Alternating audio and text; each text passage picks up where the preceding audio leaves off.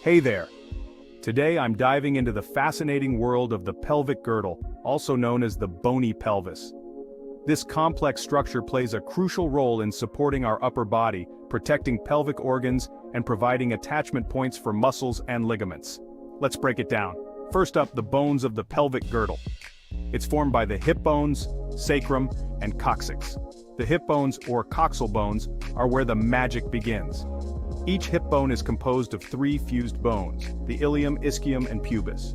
These bones come together in late adolescence, starting with the ilium, the largest and most superior part of the hip bone. Key features include the iliac crest, which serves as an attachment site for muscles, the asis and psis, bony projections that are attachment points for ligaments and muscles, the greater sciatic notch for the passage of the sciatic nerve, the iliac fossa, a concave surface providing muscle attachment, and the auricular surface which connects with the sacrum.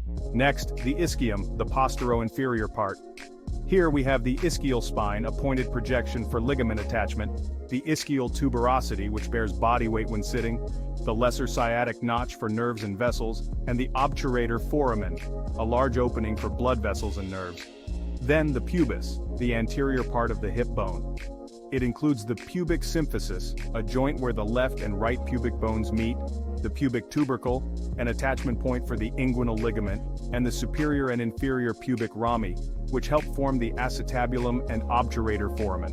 Speaking of the acetabulum, it's a deep cup-shaped cavity that forms the hip joint with the femur. Moving on to the sacrum, a triangular bone formed by the fusion of 5 vertebrae.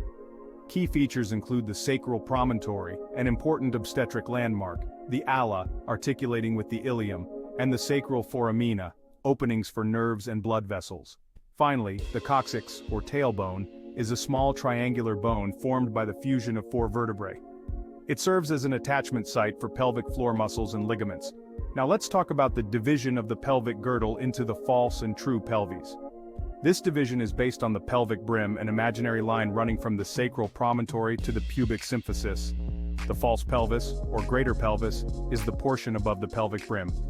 It's bounded by the iliac crests and lumbar vertebrae and supports abdominal organs. It doesn't play a direct role in childbirth. The true pelvis, or lesser pelvis, is below the pelvic brim. It contains the pelvic cavity housing the bladder, rectum, and reproductive organs. In women, the true pelvis is crucial during childbirth as the fetal head passes through the pelvic inlet, cavity, and outlet. To sum up, the pelvic girdle is a remarkable structure composed of the hip bones, sacrum, and coccyx.